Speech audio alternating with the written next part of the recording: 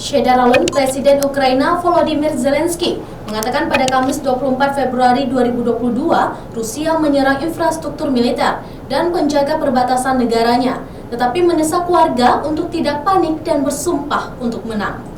Mengutip channel News Asia dalam pesan video yang diposting di Facebook setelah Presiden Rusia Vladimir Putin mengumumkan peluncuran operasi militer terhadap Ukraina, Zelensky memberlakukan darurat militer di seluruh negeri.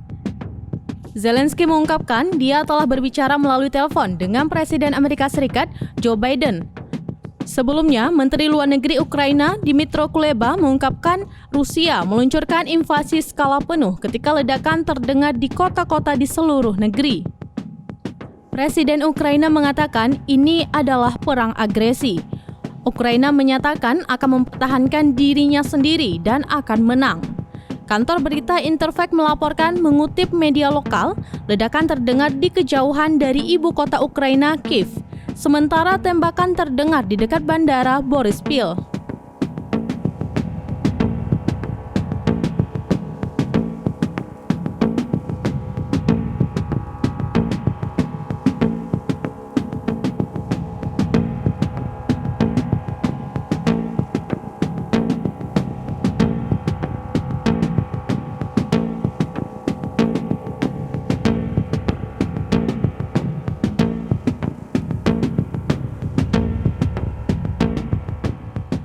Menurut Interfax, seperti dilansir Reuters, serangan roket terjadi terhadap fasilitas militer di seluruh Ukraina. Dikabarkan juga bahwa pasukan Rusia telah mendarat di kota pelabuhan selatan Ukraina, tepatnya di Odessa dan Mariupol.